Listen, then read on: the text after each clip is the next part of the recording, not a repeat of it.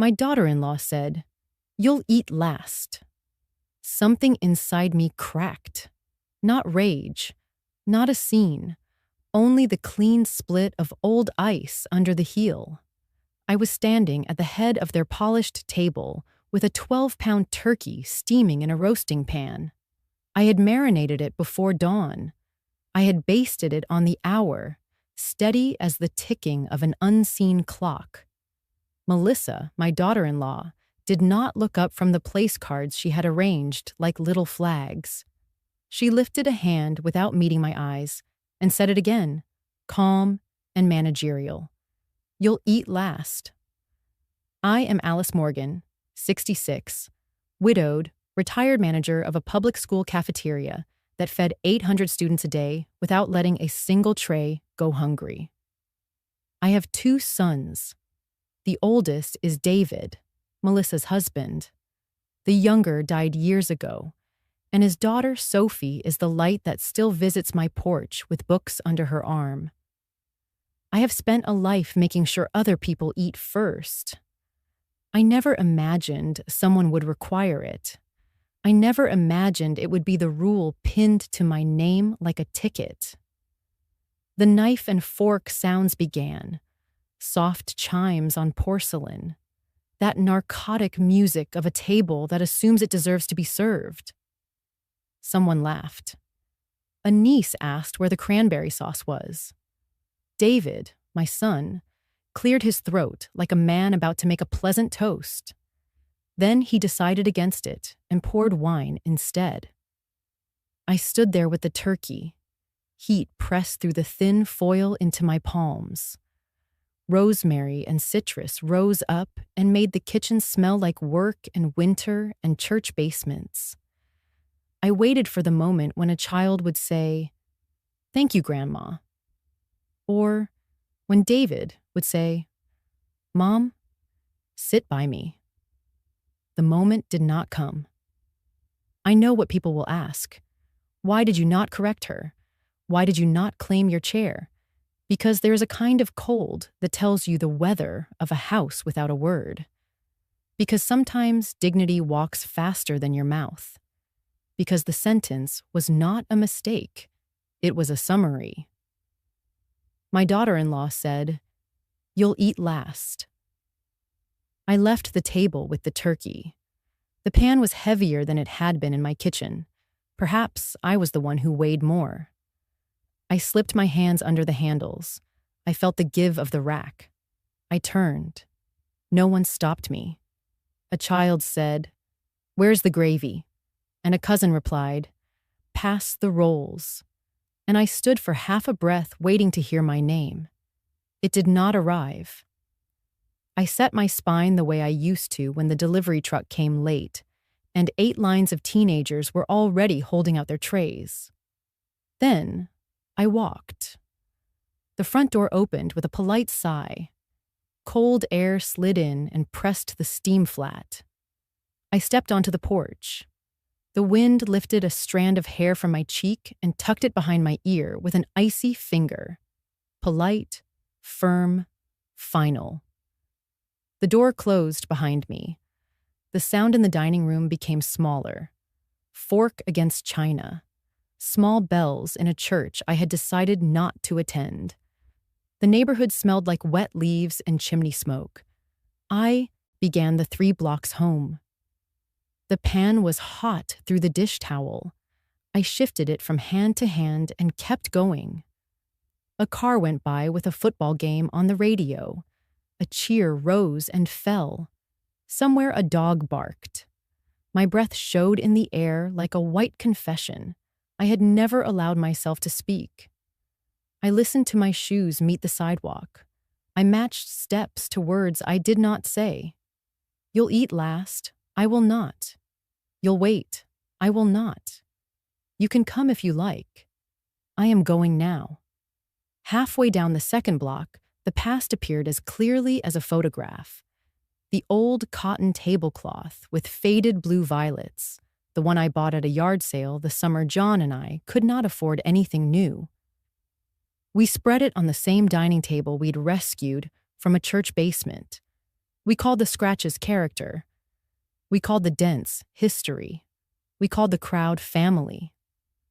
John would carve. I would pass plates. The boys would sneak olives. The dog would sigh under the chairs. And at the end, when the house was loud and happy, John would press a clean fork into my hand and say, "Sit, Alice. You belong at the head." He is gone. The tablecloth is folded in the bottom drawer of my buffet. The violets, pale as a memory, viewed through sheer curtains. In Melissa's house, there was a runner the color of a luxury car. In my mind, there was the tablecloth that had held our decades together like a quilt. I reached my gate. The latch clicked, a sound I have trusted longer than any promise. The path to my porch was scattered with maple leaves, gold and brown, the thin kind that give way under the heel without a complaint. My key turned. The house breathed me in. Lemon soap, dry heat, the faint sweetness of the pumpkin pies I had baked at 6. I set the pan on the stove and listened to the metal contract as if it, too, were surprised to be home. There is a feeling that comes when you set down a weight and realize your hands are still yours. I stood with my fingers splayed in the cool air above the turkey and took inventory.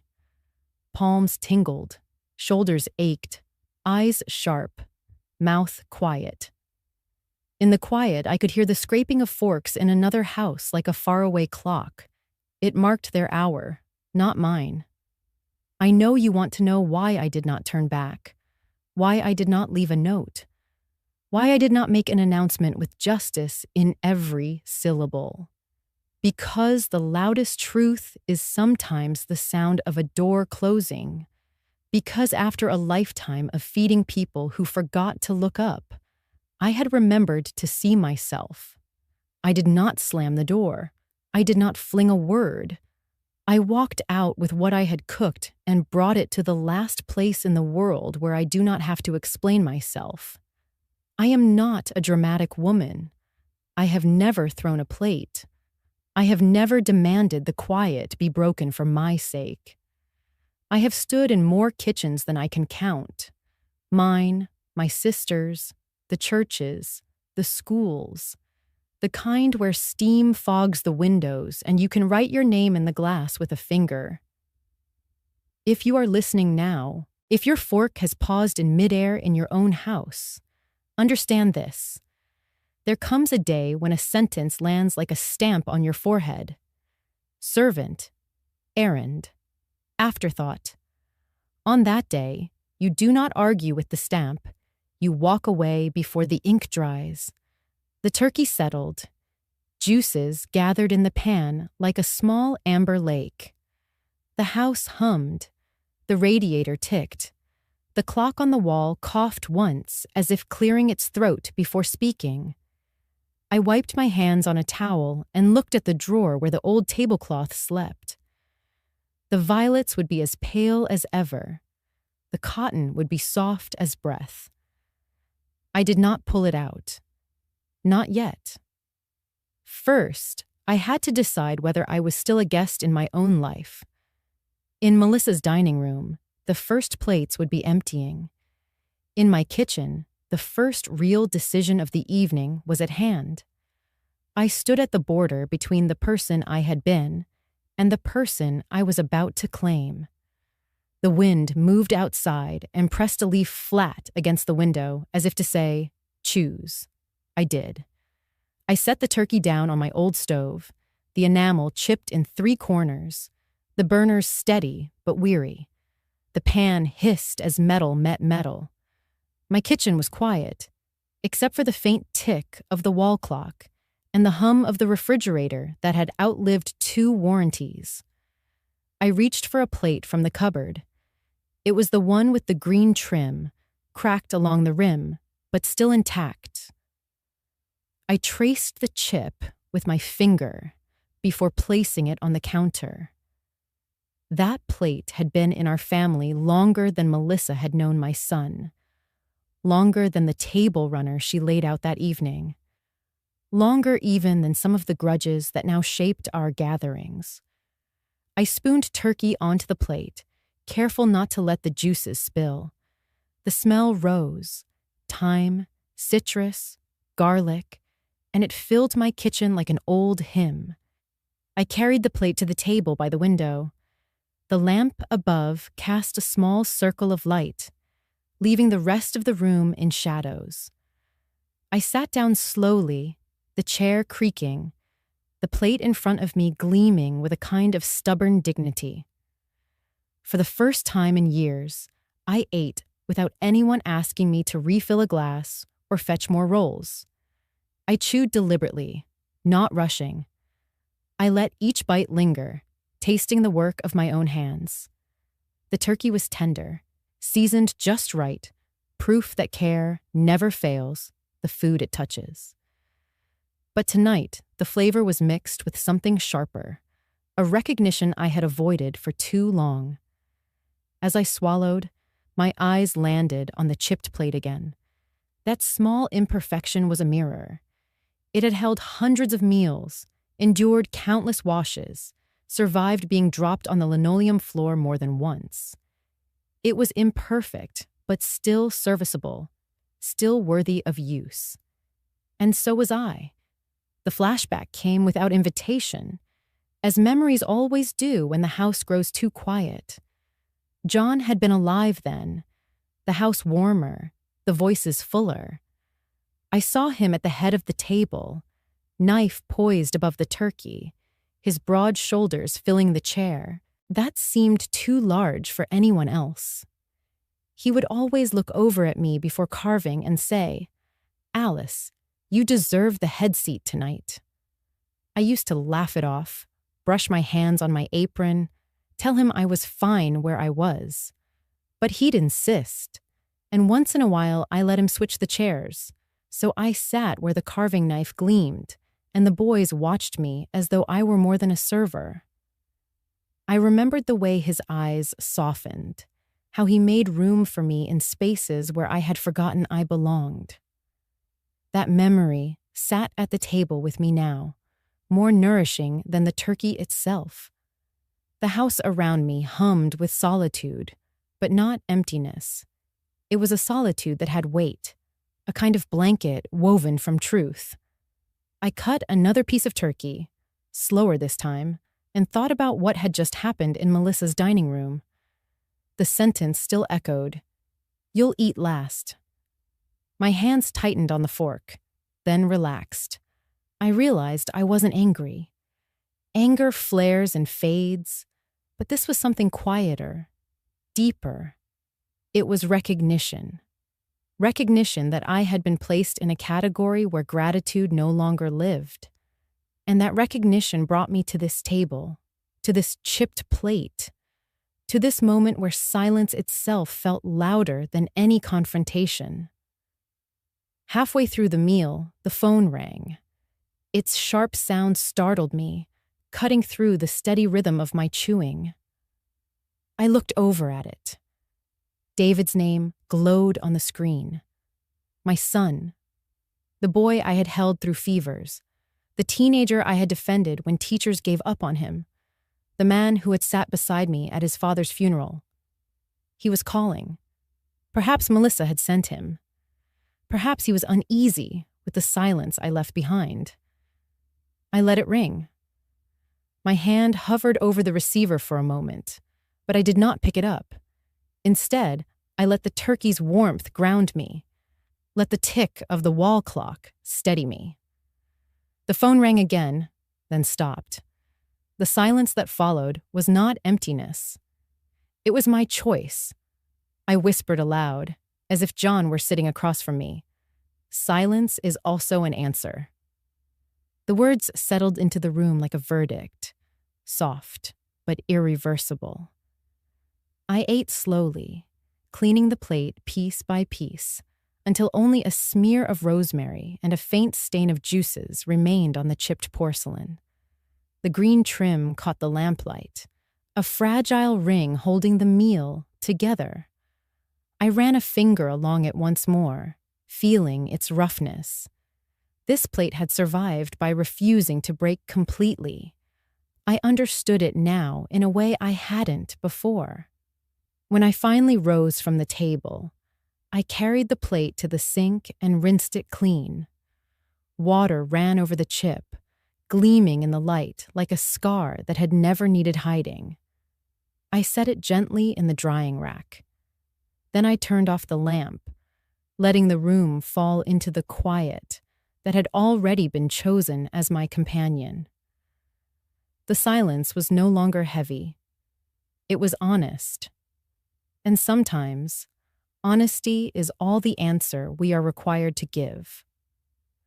After I washed the last dish, the house felt too silent again. I walked into my bedroom, the one John and I had shared for 36 years, now lined with photographs that seemed to look back at me, asking questions I no longer had the strength to answer. On the nightstand sat a stack of stationery, cream-colored pages with faint lines. I pulled one out, smoothed it with my palm, and uncapped a pen that had nearly run out of ink. I told myself I would only write a few words, maybe a note to clear the heaviness from my chest. But the pen seemed to know my heart had been holding back for years. "Dear David," I began. The letters came slowly at first, then faster, spilling like a confession no priest had ever heard. I wrote about things he never knew. How, when he was 10 and broke his arm falling from the tree in our yard, I sold my wedding ring to pay for the hospital bills. I never told him because his smile when they removed the cast was worth more than any gold band could ever hold. I wrote about the winter when John lost his job at the mill, and the cupboards grew emptier each week. I told David I skipped my own medication for months so he could have new cleats for football, so he could keep playing without feeling different from the other boys. I admitted that there were nights I cried into my pillow, not from weakness, but from the weight of carrying everyone else's burdens without complaint. I told him that sometimes I wished he had noticed, but then I forgave him on the page, because children are not meant to see the cracks in the walls that protect them. As I wrote, I realized this letter was not meant to be sent. It was not about asking for gratitude or reopening wounds. It was about telling the truth to myself for the first time. The pen scratched across the paper, and I could hear John's voice in memory, steady and sure. "Alice, someday you'll have to put it down. Someday you'll need to let the truth rest." The truth was this. I had given more than I had, and it had left me hollow in places. But it had also proven that my love had weight, that my sacrifices were not invisible, even if no one named them aloud. They were etched into every choice I had made. The more I wrote, the more the words seemed to steady me. My hand ached, but I continued, filling page after page. I told David about the nights I stayed awake sewing patches into his jeans so he wouldn't feel poor at school. I wrote about pawning John's old watch so Melissa could have the wedding she wanted, though she never knew where the extra money came from. I confessed the hidden bargains I struck with myself, trading comfort for the chance to keep the family whole. Then, in the final paragraph, I wrote the sentence that weighed heavier than any other. "If you ever read this, my son, it may already be too late, but at least I will have told the truth to myself." I laid the pen down, the last line shimmering with wet ink. My chest rose and fell, slower now, as if some knot had loosened. The letter was not meant for David's eyes. He might never understand, and perhaps that was merciful. But I needed to see it on paper, to confront the life I had lived in silence. I folded the pages carefully, pressing the creases with my thumb. I placed them in an envelope, but did not seal it. It was not a message to be delivered. It was a mirror I had crafted, a record of the unspoken truths I had carried. I walked to the old dresser, its handles tarnished with age, its drawers groaning like tired voices. I opened the top drawer, where John's handkerchief still rested, folded neatly though no one had touched them in years. I slipped the envelope inside, tucking it beneath the fabric. My hand lingered on it for a moment, as if weighing the past against the present. Then I closed the drawer gently. Not a slam, not even a firm push, just a quiet motion, the wood sliding into place with a soft sigh. That sound felt like a threshold, a line crossed between silence that hides and silence that heals. Standing there, I thought about how Melissa's words still stung, how David's silence on the phone still ached. But those wounds no longer defined the whole of me. The letter had reminded me that I had lived a life of giving, of choosing love even when it cost me dearly. That was not weakness. That was strength, though it was invisible to most. I sat on the edge of the bed, the drawer now closed, the room filled with a new kind of quiet. The lamp cast a soft glow on the walls, catching the frames of family photographs. I looked at each face, the young David grinning in his Little League uniform, John holding me on our wedding day, even Melissa smiling stiffly at the rehearsal dinner. I looked at them without bitterness, only with a knowledge that my truth no longer depended on their acknowledgement. The letter would rest in the drawer, unseen, unspoken, and so would my truth, until the day it needed to be remembered. I lay back on the bed, my hands folded on my chest, and closed my eyes. Silence filled the room once again, but this time it was not empty. It was chosen. And sometimes, choosing silence is the only way to hear yourself clearly. Morning light crept through the thin curtains, spreading across the kitchen table that had seen decades of breakfasts, homework, and bills. I sat with a mug of coffee gone lukewarm, a pen in my hand, and a pad of lined paper before me. The page was blank for several minutes as I listened to the ticking clock on the wall. Then slowly, I began to write. The first line, cancel power of attorney. I underlined it once, my hand steady. For too long, I had allowed David and Melissa to make decisions on my behalf, cloaked in the language of helping me. But that help had turned into control, and control had turned into silence. That silence had ended at the Thanksgiving table. The second line, meet with the bank. I needed to reclaim what was mine. My accounts, my savings, the little nest egg John and I had built through decades of steady work. I had trusted others to manage it, thinking it was a kindness, but I realized it had been a slow erasure of my independence. The third line, consult attorney. Not for vengeance, but for protection. I had rights, and I needed them in writing, guarded by law instead of promises that changed with the wind. Finally, the fourth line. Call Clara. I paused after that one, staring at the name. Clara had been my neighbor for more than 20 years. The one who brought casseroles when John passed. The one who sat on the porch with me when grief felt too heavy to carry inside. She had always told me the truth, even when it hurt. And she had no interest in my bank accounts or my will. She cared about me, Alice, as a person. I set the pen down and looked at the list.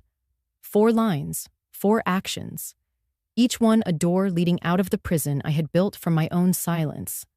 My chest tightened, but not with fear, with something new, resolve. As I stared at the page, I heard the back door creak open. Clara's voice carried into the kitchen. "Alice, you up?" She stepped in without waiting for an answer, as she always had. Her cardigan buttoned crooked and her hair pinned up with a pencil. She saw the paper in front of me and raised an eyebrow. "What's this, then?" she asked, setting down a basket of scones on the counter. "My list," I said quietly. My voice didn't shake. She walked over, leaned down, and read each line. Her eyes lingered on the first one, and she nodded. "Cancel power of attorney. About time."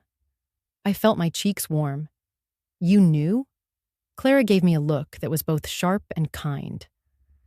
"Alice, paper doesn't grow old. Signatures don't turn to dust. If you signed over more than you wanted, it's still sitting there waiting. But so are you, and you're not too late." Her words landed heavy, but also lifted me somehow. I thought about the years I had spent telling myself it was too late to change, that I was too old to rewrite the story. But Clara was right. Paper might not age, but neither did the truth. I pushed the list toward her. "Do you think I can do it?" She sat down across from me, folding her hands. "Alice, you've done harder things than this. You raised a boy on almost nothing. You buried a husband and kept your dignity. This question mark. This is just ink and phone calls, and you'll have me by your side." Her certainty steadied me. I folded the paper carefully, slipping it into my apron pocket. The weight of it felt like a secret weapon, small but powerful. We sat in silence for a while, sipping coffee, the morning light brightening around us. Clara reached for one of the scones and broke it in half, handing me a piece. It reminded me of communion, two women sharing bread, a quiet ritual of strength. As she chewed, Clara spoke again, her voice gentler now. "You know, John would be proud. He always said you had more backbone than you gave yourself. Credit for." The mention of his name was like a hand on my shoulder. I closed my eyes for a moment, hearing his voice in memory, the words he had said so many years ago. "You deserve to sit at the head of the table, Alice." I opened my eyes and looked around the kitchen. My gaze fell on the drawer where the old tablecloth lay folded, yellowed with age, but still intact. I had kept it all these years, though we no longer used it. It had been on the table when we celebrated our first Thanksgiving in this house, back when David was just a boy, and John carved the turkey with pride. That cloth had held the weight of meals and memories, both joyful and bitter. I stood, walked over to the drawer, and pulled it open. My fingers brushed over the fabric, and I whispered, almost to myself, "It's time." The words carried more than resolve. They were a declaration. Time to stop waiting for others to value me. Time to draw my own boundaries. Time to reclaim what had been quietly taken. I folded the cloth back into the drawer and turned to Clara, who watched me with patient eyes. "I'm ready," I said simply. She smiled, not wide, but knowing. "Then let's start with that first line on your list." The clock ticked on, steady and sure, marking the moment not as an end, but as a beginning. That morning, with the list in my pocket and Clara by my side, I knew the silence at the Thanksgiving table had given me something unexpected. Not despair, not defeat, but the clarity to act. And as I stepped away from the kitchen table, the old cloth still folded in the drawer, I felt it deep in my bones. The story of my life was not finished. It was only turning a page. The glass doors of the bank slid open with a faint hum, letting in the cool air of the lobby. The smell of polished floors and printer toner mixed with faint holiday decorations. Garlands strung carelessly, a plastic tree blinking near the teller counters. I walked in holding my worn leather purse, the same one John had bought me 20 years ago at the outlet mall. Inside, tucked neatly in an envelope, were my identification, account statements, and the list I had written that morning. I walked up to the reception desk, my heels clicking on the tile. A young man with a tidy haircut and a badge that read Ethan looked up. His smile was polite, but distracted. "Good morning, ma'am. Do you have an appointment?" "I do not," I answered firmly. "But I need to speak with someone about revoking power of attorney on my accounts." His eyebrows lifted, and for a moment he looked at me as if I might have misspoken. "Do you mean adding power of attorney?" I met his gaze without flinching. "Number revoking. I want every name removed except mine." He shifted uncomfortably, tapping at his keyboard. "If you'll take a seat, I'll get someone to assist you." I sat down at a small desk near the corner. A fake poinsettia in a cracked vase tried to brighten the space. My hands rested on the envelope, steady. Within minutes, Ethan came over carrying a tablet and a stack of forms. "All right, Mrs. Carter," he began, his voice slow, as though explaining something to a confused relative. "Now, if someone else already has access, maybe you'd like to keep them on just in case. Sometimes it helps to have a family member manage things." I slid my driver's license across the desk, the plastic catching the overhead light. My voice was calm, even. "No. Remove them all. Every single one. Access belongs to me, and only me." He paused, the script in his head clearly faltering. "Well, all right. We'll need your signature on the revocation form. Once that's processed, no one else will be able to withdraw, transfer, or make changes without your approval." "Good," I said. "That is exactly what I want." He placed the forms in front of me, the paper crisp, still smelling of toner. I read every line. My eyes lingered on the names listed. David Carter. Melissa Carter. Seeing them there, printed so casually, felt like a bruise pressed. Quietly, I drew a line through each name. Then, slowly, I signed mine. My pen moved without tremor. Ethan cleared his throat. "All right. I'll process this now." I could see he expected me to lean back, relieved, but I wasn't finished. I reached into the envelope and pulled out another sheet. "And now," I said, "I want you to pull up every automatic payment linked to these accounts, every subscription, every transfer." He blinked. "Ma'am?" "List them," I repeated, my tone measured. His fingers moved reluctantly across the keyboard. A long list began to fill the screen. Tuition transfers for a school I had never chosen. Monthly withdrawals for streaming services I had never used. Fitness memberships. Online shopping subscriptions. My money, siphoned bit by bit under the label of convenience. As he read them aloud, my stomach tightened, but my face remained composed. "Cancel them," I said. "All of them?" "Yes, every single one. If something matters enough, I will pay it myself." He hesitated, glancing at me, perhaps waiting for a softening, for me to reconsider. I didn't. "Mrs. Carter," he said carefully, "some of these might belong to family members. Are you sure?" I leaned forward, my eyes steady. "I am very sure. My accounts are not their piggy bank. Cancel them." There was a silence between us, thick as glass. He shifted in his chair, then finally nodded. "All right." I watched as he began clicking through the system, one by one. Each cancellation brought a faint satisfaction, like untying knots that had tightened over years.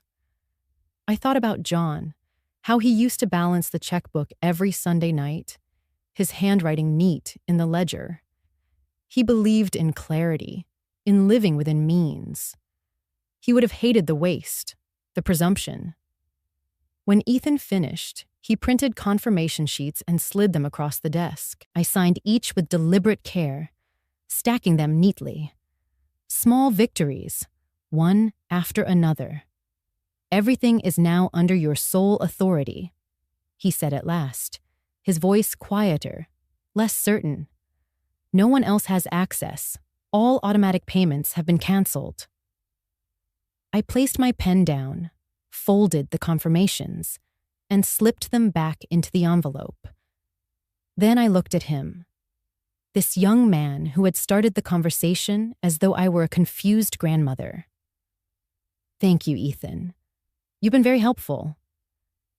He flushed slightly, as though realizing he had underestimated me. "Of course, Mrs. Carter." I rose, gathering my purse.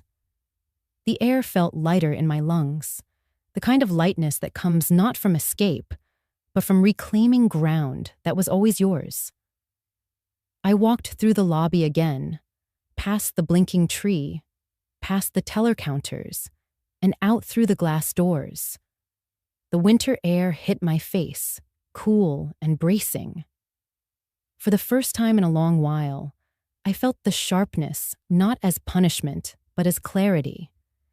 I stood on the steps for a moment, my envelope tucked under my arm, and whispered to myself, one line checked off the list. The traffic moved steadily on the street. People bustled with shopping bags and holiday chatter. None of them knew the quiet battle I had just fought and won inside. It didn't matter. The victory was mine, and it was real. I thought of the Thanksgiving table, the silence after Melissa's words, the weight of the turkey in my arms as I walked away. That silence had become my answer, and now it was also my strength. I adjusted the strap of my purse and began walking toward the bus stop. The list in my pocket had 3 lines left. The bank was behind me. Ahead lay the attorney and Clara's steady presence, and a new beginning I had thought was lost. The day was cold, but my steps were firm. Each one carried me further from being managed and closer to being whole. The office smelled faintly of leather and old paper, the kind of scent that belonged to rooms where serious words had been spoken for decades.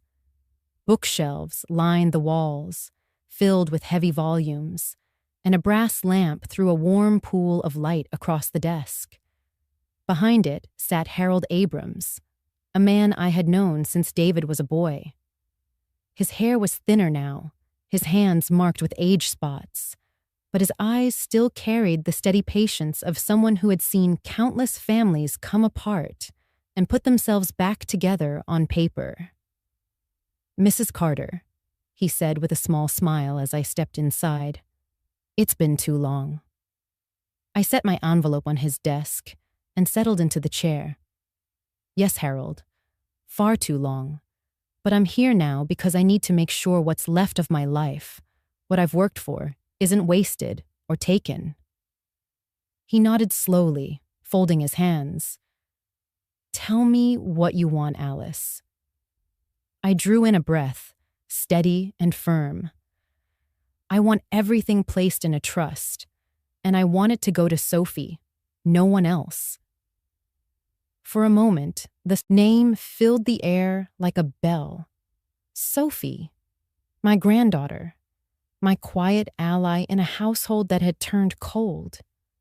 I pictured her earnest eyes, the way she lingered after family dinners to help me clear the plates when no one else bothered.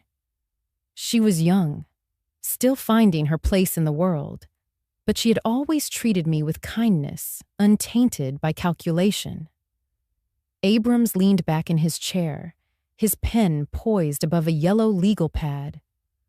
"All right, We can create a revocable living trust in your name. That means you remain in control as long as you live. When the time comes, it transfers directly to Sophie, bypassing probate and avoiding interference.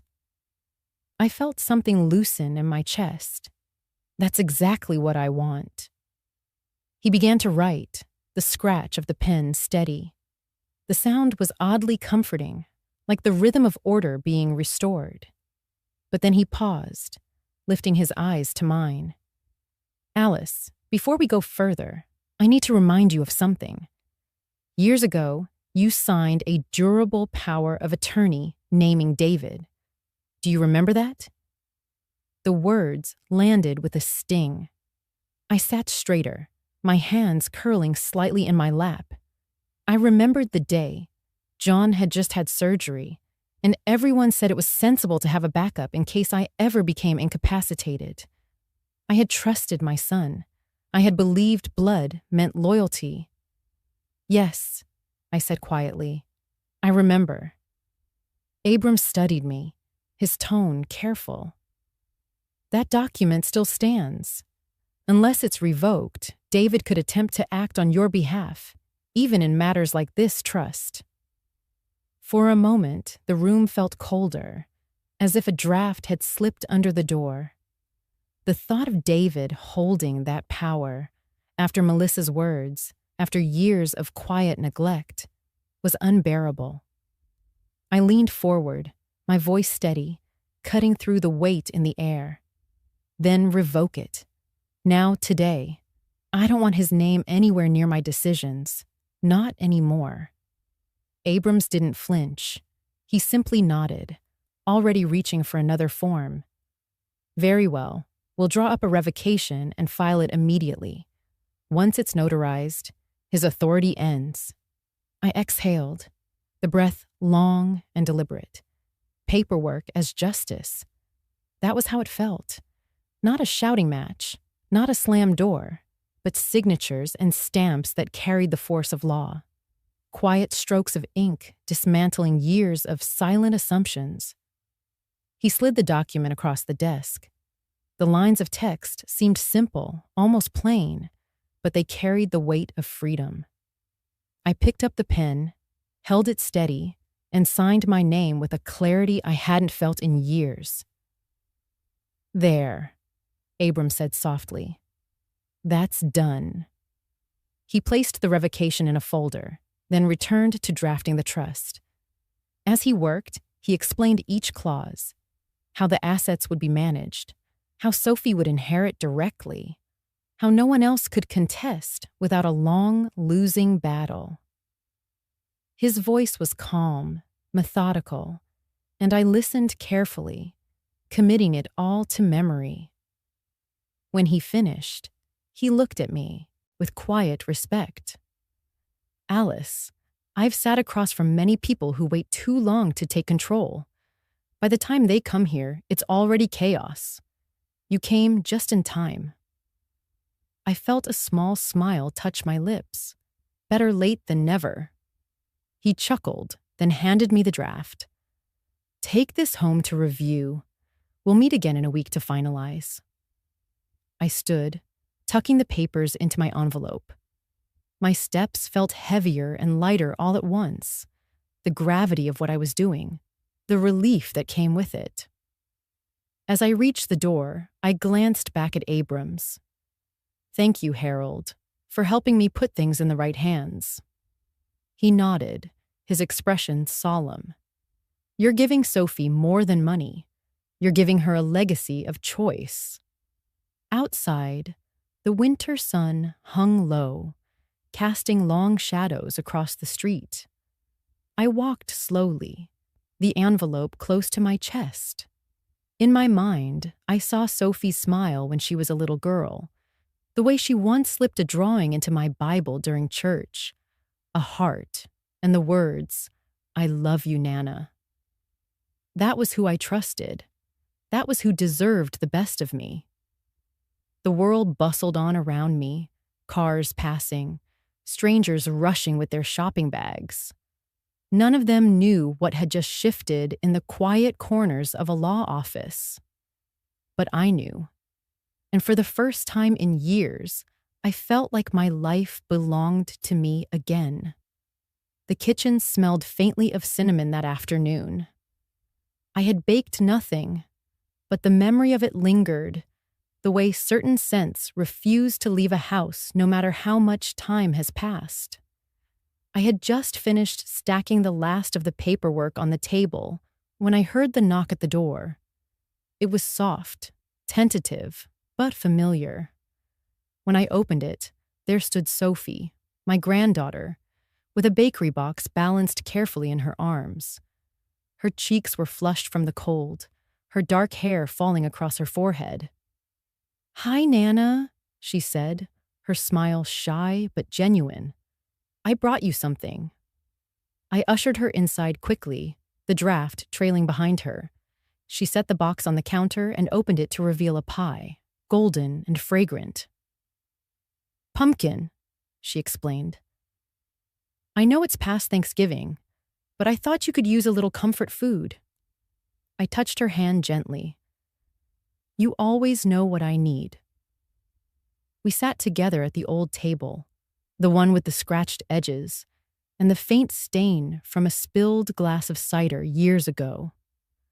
I cut us each a slice, and for a while we ate in silence, the quiet punctuated only by the clink of forks against porcelain. Sophie glanced around the room, her eyes lingering on the chipped dishes, the worn curtains, the life I had built piece by piece. Finally, she set her fork down. "Nana, I've been worried about you. After what happened at the dinner, I should have spoken up. I wanted to. But Melissa, she trailed off, her voice catching. I reached across the table, resting my hand over hers. "Sweetheart, you don't have to explain. I know how hard it is to stand in a room full of silence and break it. You're young, and yet you still found ways to show me you cared. That means more than you realize." Her eyes shimmered, but she blinked the tears away. She had John's steadiness in her, but there was also a tenderness that belonged entirely to her. In her presence, I felt something I hadn't in years: hope. I rose slowly, walked to the small drawer by the sink, and pulled out a key ring. The keys jingled softly, the sound simple yet profound. I returned to the table, placed them gently in her palm, and closed her fingers around them. Her head lifted, startled. "Nana, what is this?" I took a breath, my voice firm yet tender. "These are the keys to this house. They're yours to hold now. Not because I'm leaving it, but because I want you to know. You are the one I trust. You are the one who belongs to this legacy." For a moment, she stared at me as if the weight of metal in her hand was heavier than stone. Her lips trembled, and then she whispered, "Grandma, after everything, it's finally yours again. This home, your life. No one can take it from you now." Her words pierced me, not with pain, but with a release so sharp, it nearly brought me to tears. I had spent so long feeling like a guest in my own home, my steps careful, my voice subdued, my presence tolerated more than welcomed. But in Sophie's words, I heard the truth. The house, the history, the dignity. It was mine. "You're right," I said softly. "It is mine. And one day it will be yours. Not through whispers or manipulations, but because I chose it. Because I believe in you." She clutched the keys tighter, her knuckles pale, and then suddenly she leaned forward and wrapped her arms around me. For a long while, we held each other, the pie cooling on the plates, the afternoon light slipping across the kitchen tiles. When she pulled back, her cheeks were wet. "Nana, I promise I'll protect this. Not just the house, but what it means. Family should feel safe. You taught me that. I brushed a strand of hair from her face. And you remind me that the next generation can do better than the last. You're my light, Sophie. Don't forget that. The moment stretched, quiet and whole. The house itself seemed to sigh, as though recognizing its rightful guardian had been chosen. Later, after Sophie left, I stood at the doorway watching her walk down the street, the keys glinting in her hand as she turned them over again and again. She looked back once, and I raised my hand in a wave. She smiled, and in that smile, I saw not just her, but every sacrifice I had made, every silent battle I had fought, coming full circle. In the solitude of the evening, I sat once more at the table. The pie box was closed now, the scent of pumpkin still in the air. On the table beside it lay my own empty key ring. My hands rested in my lap, calm and steady. For the first time in a long time, I felt peace, not because the fight was over, but because I was no longer fighting alone. The keys were in good hands, and so, finally, was my story. The afternoon sun was thin, stretching long shadows across my porch when I heard the knock. I already knew who it was. There was a certain rhythm in Melissa's knock, brisk and practiced, as if announcing not just her presence, but her entitlement. I opened the door, and there she stood, holding a stack of brightly colored Tupperware containers. She wore that fixed smile of hers, the one that never reached her eyes. "Hi, Alice," she said too brightly. "I thought I'd bring you some leftovers. We had so much food yesterday, and it's just a shame to waste it." Her words floated in the air, sweetened with false courtesy. She extended the containers as though bestowing a gift, but I saw what they really were. Crumbs offered to someone she thought should be grateful. I stepped aside slightly, letting the cool air seep in, though I did not invite her past the threshold. For a moment, I studied her face, the perfectly applied makeup, the careful hair, the polished exterior that hid the small cruelties she dispensed without hesitation. "Thank you," I said evenly, reaching for the containers. My voice carried neither warmth nor anger, only the steady calm I had come to embrace. I placed them on the small table by the door without looking at them. Then I turned back to her. "But, you see, Melissa, I already have turkey of my own." Her smile faltered just a fraction, the mask slipping. A tiny crease formed between her brows, but she quickly smoothed it away. "Of course," she said lightly. "I just thought, so... Well, I thought you might appreciate the gesture." I let the silence stretch. In that quiet, I could hear the wind rustling through the trees, the faint tick of the kitchen clock inside. It was the same kind of silence I had endured at the Thanksgiving table, but this time it belonged to me. I was the one who allowed it, who shaped it. Melissa shifted on her feet, clearly unsettled. "David wanted me to check in on you," she added, her tone softening, as if invoking his name would soften me too. "He's just been so busy with work, and, well, you know how it is. We all have to look out for each other." Her words were meant to sound like family, but I heard them for what they were. Control wrapped in politeness, obligation disguised as concern. I drew in a breath, steady and deliberate. "I know what it is," I replied, my eyes meeting hers. "It's people forgetting that I am not a burden. It's people deciding I should wait until everyone else has eaten before I'm given a plate. It's people thinking they can take what's mine, then offer me scraps as if I should be grateful. No, Melissa, I already have what I need. Her mouth opened, closed, then opened again. For once, words seemed to fail her. I placed my hand gently on the edge of the door, not pushing, not slamming, just resting there. I'll be fine, I said, my tone calm, almost gentle. You don't need to worry about me. The silence pressed in again, thick but not suffocating. This silence was my boundary, clear and undeniable. She gave a short laugh, brittle and thin. Well, she said finally, I suppose I'll just let you get back to whatever you were doing. I nodded once. That would be best. And with that, I began to close the door. Slowly, deliberately. The hinges creaked softly, the sound almost like a sigh. I did not slam it in her face.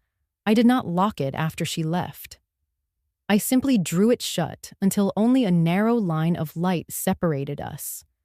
Then, with a final quiet motion, I let it click closed.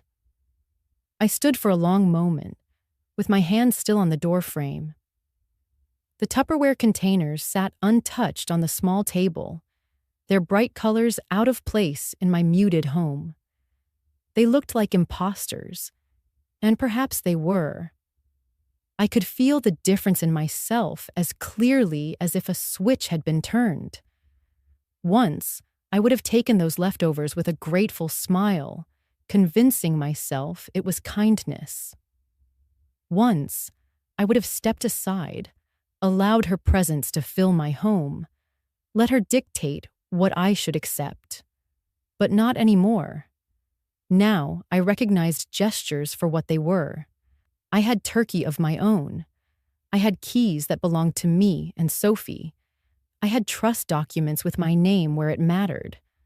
I no longer lived in the shadow of someone else's approval. I carried the containers into the kitchen and set them on the counter. I lifted one lid, revealing congealed stuffing pressed against the plastic. Another held mashed potatoes gone cold, the surface dull and lifeless.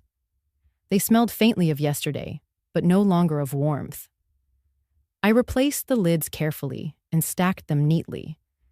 They were not food, they were symbols, and I knew I had no need for them. I carried the stack to the trash bin outside and let them drop in, one by one. The hollow thud of plastic hitting plastic echoed in the quiet street. It felt like punctuation at the end of a long sentence I had finally finished writing. When I returned inside, I noticed the door again. Closed, yes, but not locked. That was deliberate. Boundaries did not have to be barricades. They could simply be lines drawn with quiet certainty. For the first time in a long while, I felt no need to justify myself. I felt no weight pressing me down, no shame lingering in my chest, only clarity. The door was closed. I was inside, whole and steady. Melissa was outside, with all her masks and manipulations. And that was exactly where she belonged. The storm began that evening, not outside in the sky, but in the glow of my phone. It started with one call, then another. The screen lit up again and again, David's name flashing like a warning light. My son's voice spilled through the machine, his messages thick with urgency. Mom, pick up. We need to talk. The next one sharper. Mom, Melissa said you were rude. We're trying to keep the peace here. Please call me back. By the fourth call, the tone had shifted. Mom, you're blowing this out of proportion. She brought you food, and you acted ungrateful. Don't do this. Don't make this harder than it needs to be. I sat at my kitchen table, hands folded in my lap, the silence of the room heavy and protective. The phone buzzed against the wood, rattling like a trapped insect. I let it vibrate until it stopped. Then came the texts. Melissa's words, sharp and precise, cut into the quiet. "You're being unreasonable." Another ping. "The whole family thinks you're overreacting." Another. "You embarrassed David. Do you realize how this looks?" I stared at the glowing screen, the letters forming judgments that sought to pierce me. One final message blinked across. "You made us all lose face. Shame on you." I exhaled slowly, the sound barely louder than the hum of the refrigerator. For a moment, the familiar ache stirred in my chest. The ache of wanting to keep peace, of wanting to mend what had been broken. My fingers hovered over the phone. The impulse to answer, to explain, tugged at me. But I did not type. I did not call. Instead, I whispered to the quiet room, "Silence is also an answer." The phone lay on the table like a weapon I refused to pick up. Each vibration was an attempt to pull me back into their web, to make me dance once more to the rhythm of their expectations. Yet with every ignored call, every unanswered text, I felt something unfamiliar but strong: control. Still, the war inside me raged. These were my children, my own blood. Was I punishing them or protecting myself? Shouldn't a mother forgive, always? The questions curled around me like smoke, difficult to breathe through. I closed my eyes, and in the quiet of memory, I heard John's voice again. "Alice," he used to say, his hand warm over mine, "you don't always have to be the one to bend. If you bend too far, you break." My hands trembled as I gripped the edge of the table. He was right. I had bent until I was nearly unrecognizable to myself. I had sacrificed jewelry to pay their debts, skipped medications so tuition could be covered, smiled through insults to keep the gatherings peaceful. And still, it was never enough. Melissa said I had shamed the family. But what did family mean if dignity had no place at the table? I rose from my chair and walked to the window. Outside, the neighborhood was calm, streetlights glowing softly, the evening air still. Somewhere in the distance, a dog barked. Then silence folded over everything again. I realized how much I cherished that silence. It wasn't emptiness. It was protection. The phone buzzed once more on the table. This time, I didn't even look. My reflection in the window showed a woman with lined eyes, silver hair, and a steadiness I hadn't seen in years. I whispered into the night, "They worry about losing face. I worry about losing myself." That was the truth of it. Melissa's messages weren't about kindness or reconciliation. They were about control, about making sure the image of a united, compliant family remained unbroken. To them, my silence was rebellion. To me, it was survival. The weight of guilt tried once more to press on me. Should I forgive? Should I smooth things over for David's sake? My heart ached at the thought of his voice, the boy I once cradled, now a man caught between loyalty and convenience. But then I remembered Thanksgiving, the hush around the table when Melissa told me I'd eat last, the clink of forks continuing as if nothing had been said, my son's silence, his choice not to defend me. Forgiveness could not be forced into that silence. Forgiveness, if it was ever to come, had to be born of genuine repentance, not of pressure or guilt. And right now, there was none.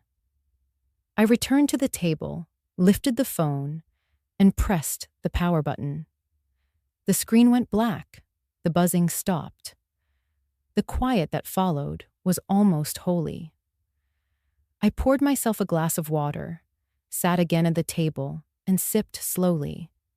The coolness washed through me, cleansing more than my throat.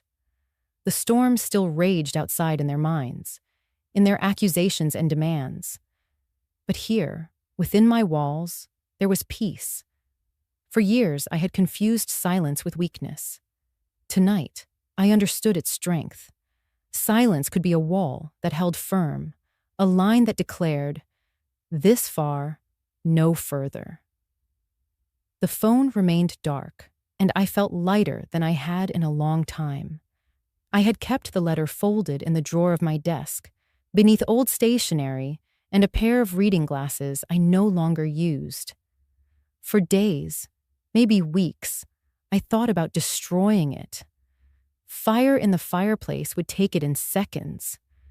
A shredder could reduce it to ribbons.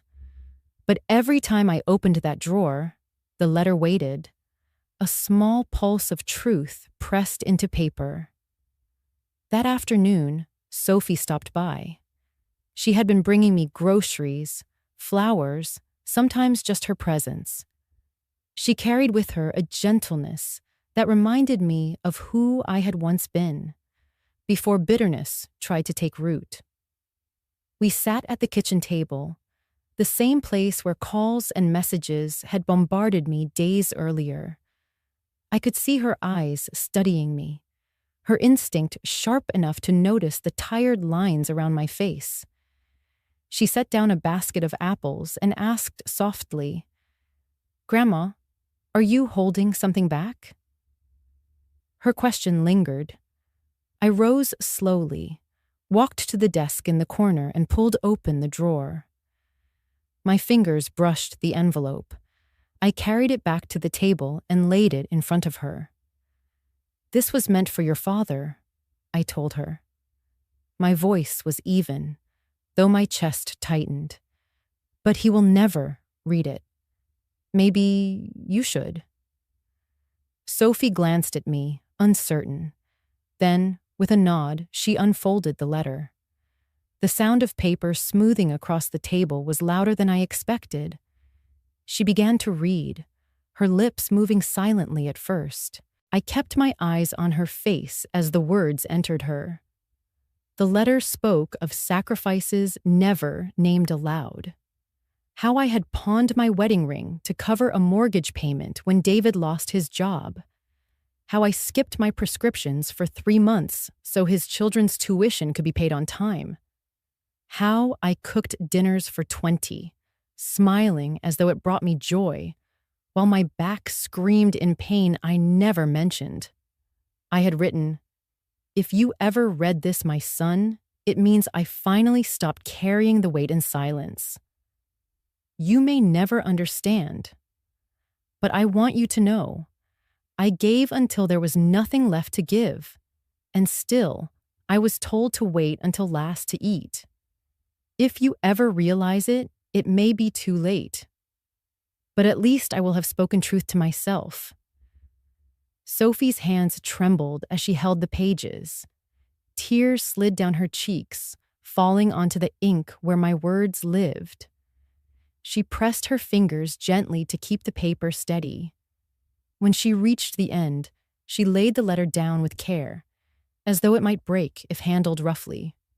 Her eyes met mine, red-rimmed, glistening, yet filled with something fierce. "Grandma," she whispered, "they never knew. They never saw.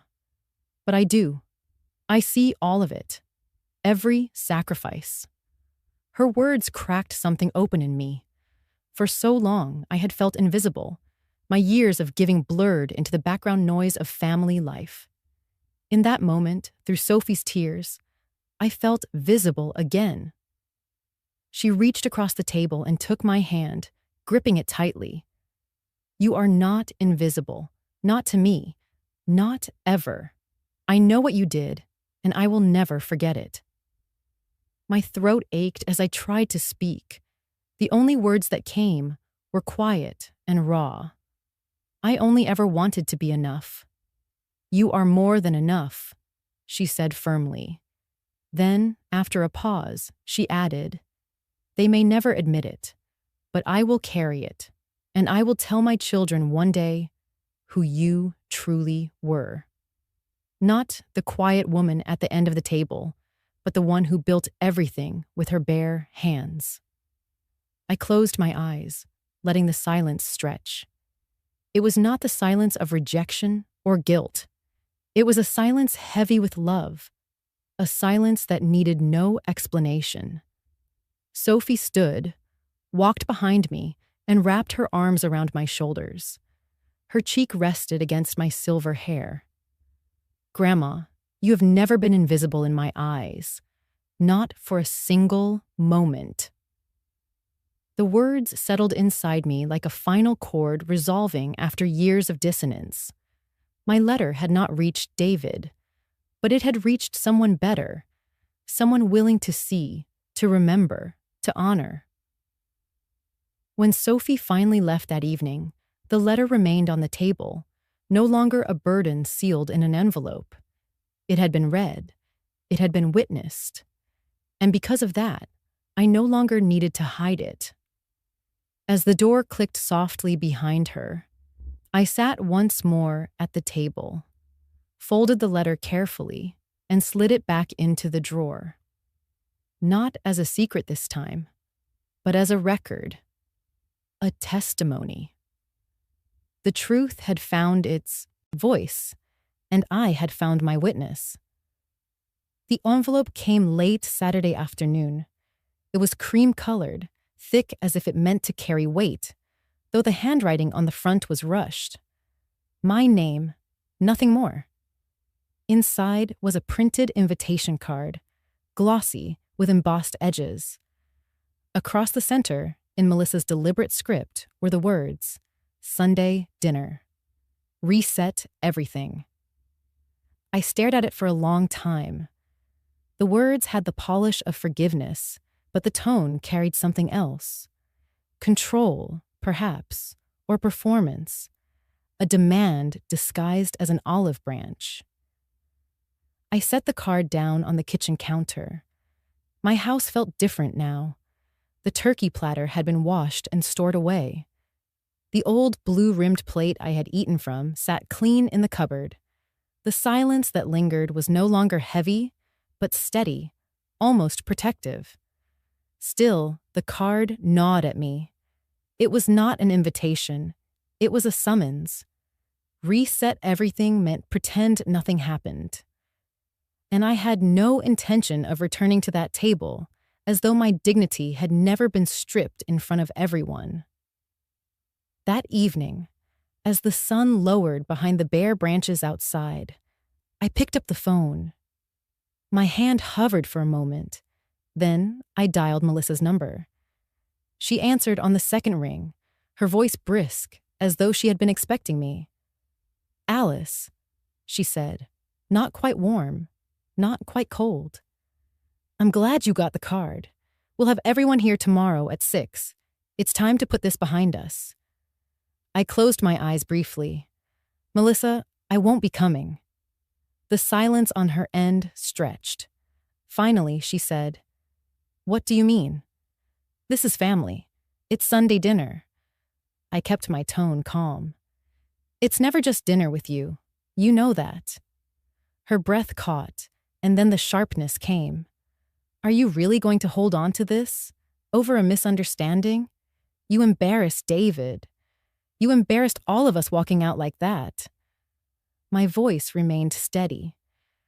I didn't embarrass anyone.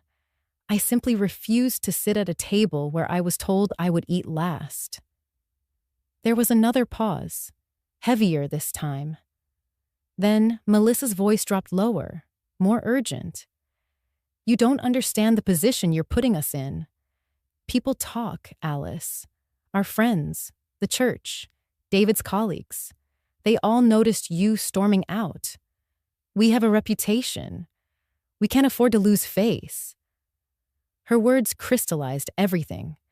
For her, the issue had never been me, or my feelings, or what it meant to treat me with respect.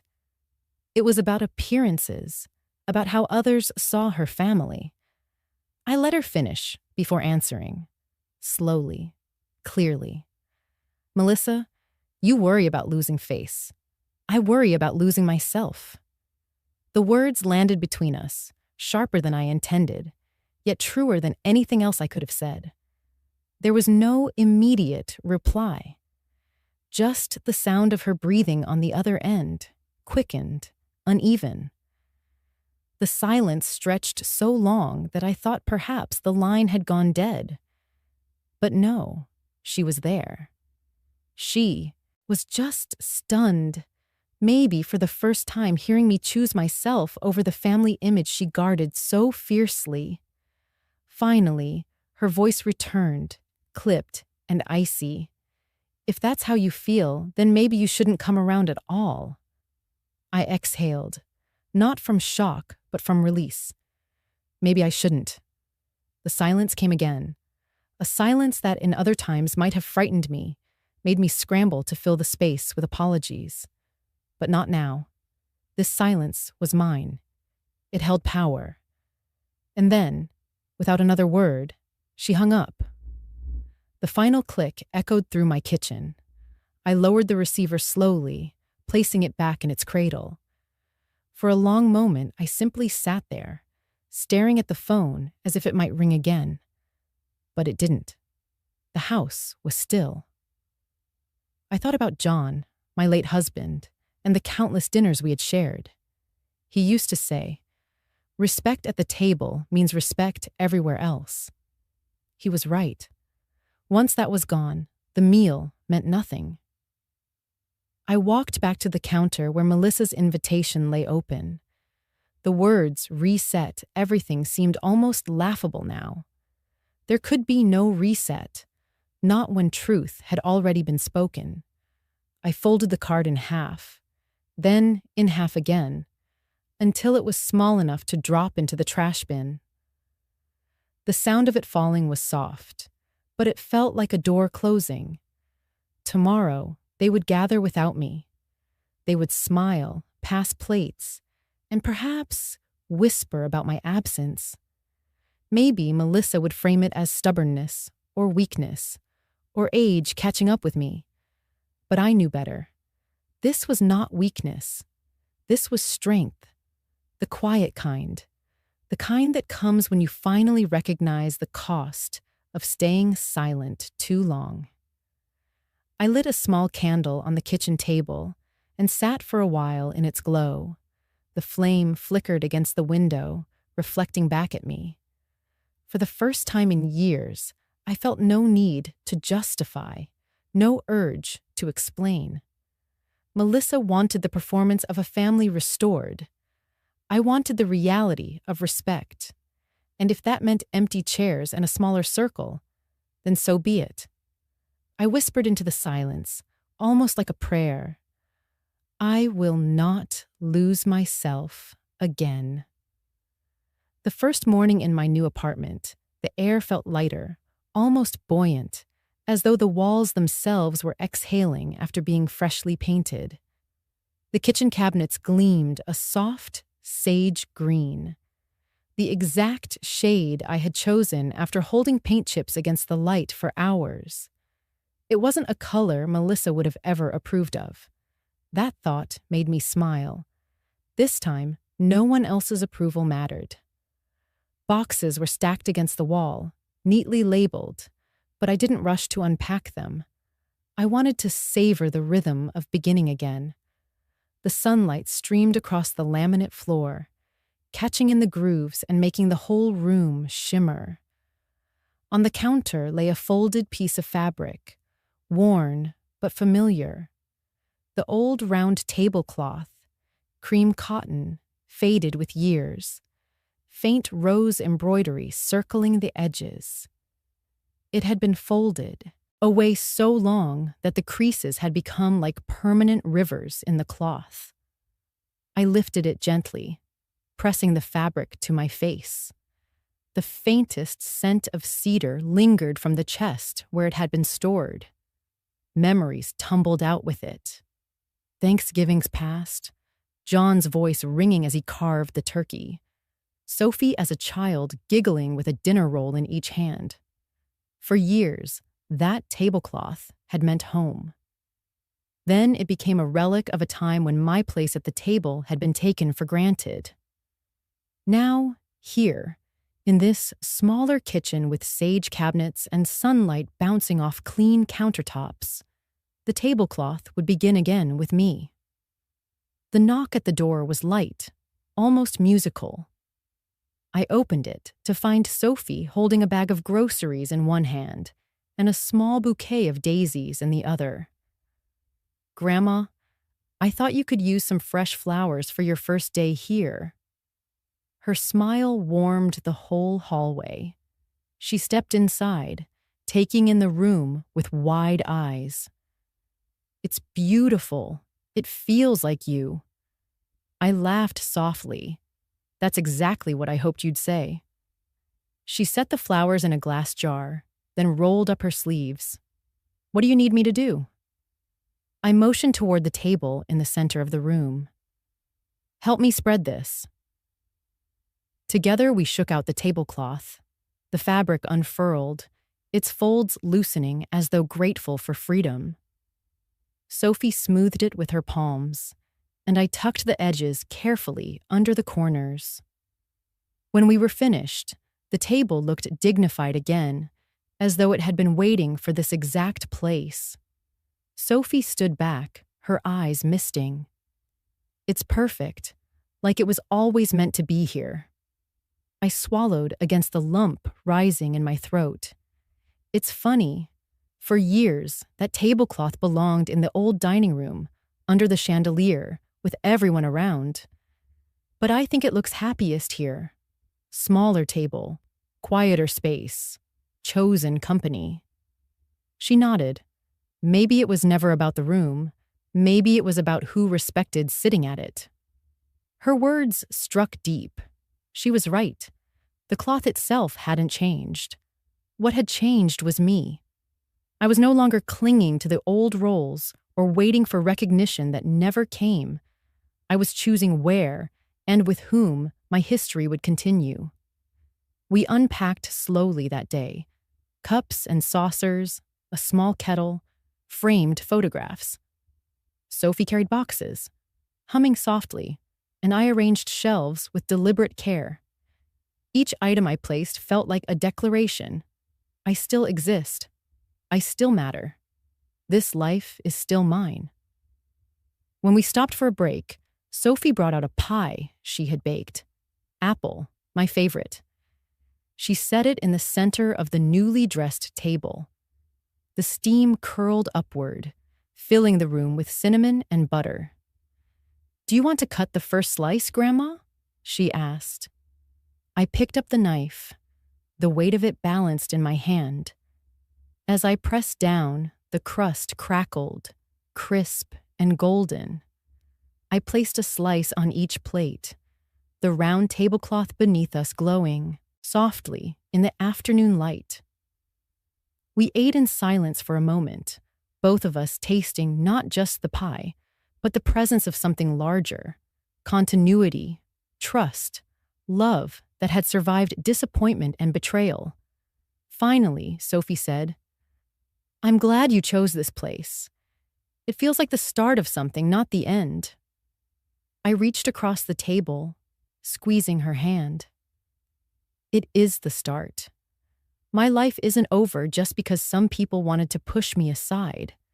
Sometimes losing your seat at one table means finding the right one somewhere else. Her eyes shimmered. "This one feels right. And you're at the head of it. Always." The words settled in me with a peace I hadn't felt in years. John's voice echoed faintly, reminding me of what he once said. "You deserve the head of the table." And now, in this small kitchen, I finally believed it. That evening, when Sophie left, I lingered at the table. The candle I had placed earlier flickered softly against the sage green cabinets. The round tablecloth lay smooth, a bridge between past and present, no longer bound to a house that had turned cold. I whispered to myself, steady and sure, I am home. And for the first time, I felt the truth of it. The apartment was quiet that night, the kind of quiet that feels like a warm blanket instead of a weight. Outside, the city hummed faintly. But in here, the sage green cabinets and soft candlelight made it feel like a small sanctuary. I sat at the kitchen table, the round tablecloth spread beneath my elbows, and pulled a fresh sheet of stationery from the drawer. My hands hesitated above the page. I had written letters before, unsent words to David that stayed folded in a drawer, but this was different. This wasn't about grief or anger. This was about planting something for the future, something tender and true. At the top of the page, I wrote, "For Sophie." The pen felt steady between my fingers, steadier than I expected. Slowly, the words began to flow. My dearest Sophie, by the time you read this, maybe I will be here with you, or maybe not. Life has its way of turning corners when we least expect it. But I want you to have these words so that no matter what happens, you will always know what you mean to me. Everything I have, this home, my savings, even the tablecloth you helped me spread, will one day be yours. Not because of blood alone, but because you never once treated me as if I were disposable. You saw me when others turned away. You held my hand when silence felt safer than speaking. And you reminded me that love is proven not in speeches, but in presence. I want you to carry that truth forward. Do not measure your worth by how loudly others praise you or how they claim you in public. Measure it by the steady eyes who see you clearly, by the people who sit beside you even when the table grows quiet. You gave me the gift of being visible again, and so, with gratitude, I give back all that I have. I paused, my chest tightening. The candle's flame bent slightly in the draft from the window, and I let the silence stretch. These weren't just words. They were the map of my heart, laid bare for the only person who had cared to read it. I pressed on. You will find in the cupboard not only this letter, but the jar of recipe cards I've saved over the years.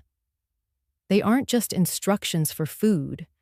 They are stories, moments preserved in handwriting. John's favorite stew, the cornbread your mother once asked for seconds of, the apple pie we ate on the day I signed the lease to this apartment. I want you to keep them, Sophie. Not because I expect you to cook them exactly as written, but because I want you to know that ordinary meals can hold extraordinary love. Each card carries a memory, and now they are yours to continue or change as you like. Remember, inheritance is not just money or property. It is memory, dignity, and the courage to stand in your own truth. Those are what I leave you above all else. I set down the pen for a moment, breathing slowly. My eyes stung, but I didn't fight the tears. They weren't the sharp tears of rejection or loss this time.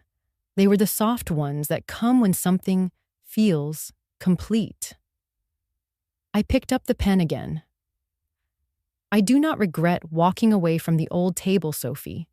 It hurt, yes, but sometimes the door that closes is the one that lets you breathe. I hope, when your life tests you, you will remember that silence can also be an answer, and that protecting your soul is never selfish. If you ever wonder whether you are enough, think of this. You were enough to bring me back to myself. That is no small thing. Love always, Grandma Alice. When I finished, I read the words aloud in a whisper. The sound filled the little kitchen, bouncing gently off the sage green cabinets. For once, I didn't feel the need to cross anything out. It was all true. I folded the letter carefully, slid it into an envelope, and wrote her name across the front. Then I rose and walked to the cupboard where I had placed the jar of recipe cards. Clear glass, the kind with a metal clasp, that clicked shut with finality. I lifted the lid, tucked the envelope under the neat stack of cards, and pressed the top down until it sealed. The jar looked ordinary, resting there on the shelf, but I knew it held more than recipes. It held my story, my gratitude, my quiet legacy. As I stepped back, I whispered to myself, letters for the future, meals for memory. The words felt like a blessing. I turned off the kitchen light, leaving only the candle flickering on the table. The old tablecloth glowed softly in its circle of warmth. I felt no heaviness, only release. For once, the story of my life wasn't locked inside me. It was written, preserved, waiting for the one person who had truly seen me. I went to bed with peace in my chest, knowing Sophie would one day find the letter. And when she did, she would know that every quiet choice, every boundary drawn, every step toward dignity was also a step toward her. The apartment was filled with the low, velvety voice of Nina Simone. The record spun slowly on the turntable Sophie had found for me at a flea market, its slight crackle adding warmth to the room. I stood barefoot on the worn wooden floor, rocking gently to the rhythm. For the first time in longer than I could remember, my body moved without tension. No clenched jaw, no shoulders locked in defense. Just me, letting the music hold me. I hummed along, my toes tapping the ground, almost as if I were back in the kitchen decades ago, dancing with John while the roast finished in the oven. But this time, there was no ache in the memory.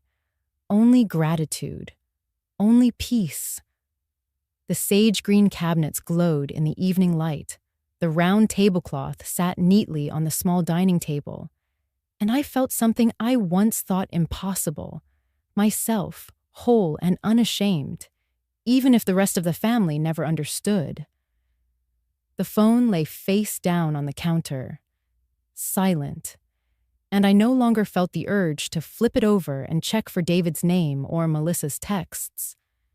Their words had lost the power to shape my evenings. My silence was no longer a weapon. It had become a shelter. As Nina's voice soared, I found myself smiling.